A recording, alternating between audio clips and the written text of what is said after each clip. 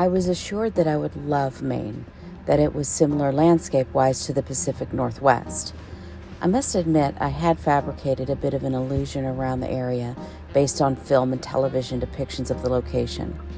I can't say I was disappointed, in fairness, because the hype was pretty elevated, so it was a rather high bar. And it could be that I didn't fully experience it at its best due to limitations I had on my time there. But it wasn't what I was expecting. I had hoped for a bit more of what Steinbeck got from the place, and that too was an unfair expectation. He wrote about encounters with locals and migrant workers that gave him perspective on the misconceptions around those types of laborers and what brings them across the border.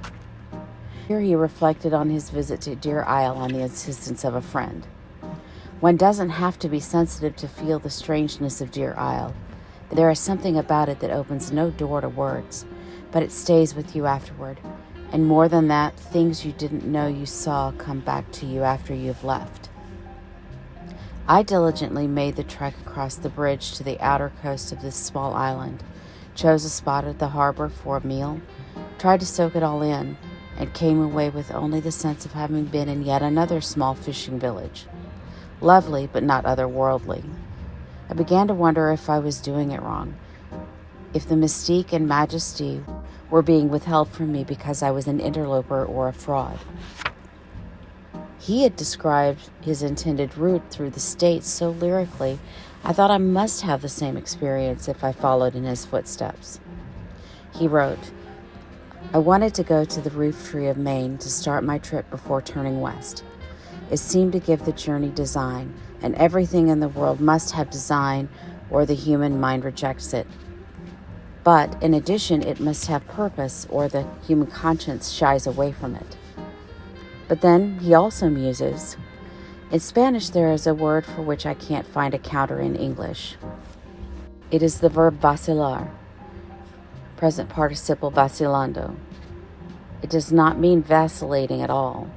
If one is vacilando, he is going somewhere but doesn't greatly care whether or not he gets there, although he has direction. Revisiting this passage is what helped me determine to hold my plans and expectations, my goals and ambitions a bit more loosely. Another shift happened in Maine for me, and this reflection from his writing fairly well encapsulates it. I've always admired those reporters who can descend on an area, talk to key people, ask key questions, take samplings of opinions, and then set down an orderly report very like a roadmap. I envy this technique and at the same time do not trust it as a mirror of reality. I feel that there are too many realities. What I set down here is true until someone else passes that way and rearranges the world in his own style. And in this report, I do not fool myself into thinking I am dealing with constants. For this reason, I cannot commend this account as an America that you will find. So much there is to see. But our morning eyes describe a different world than do our afternoon eyes, and surely our wearied evening eyes can report only a weary evening world. And so that is why I have resolved to let my reception of Maine to be my own.